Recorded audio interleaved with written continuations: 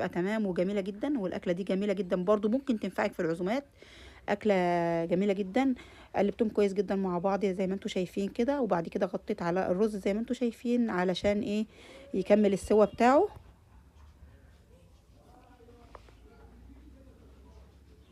تعالوا بقى نشوف الرز بتاعنا بعد ما استوى جميل ازاي ومفلفل وكمان شكله تحفه.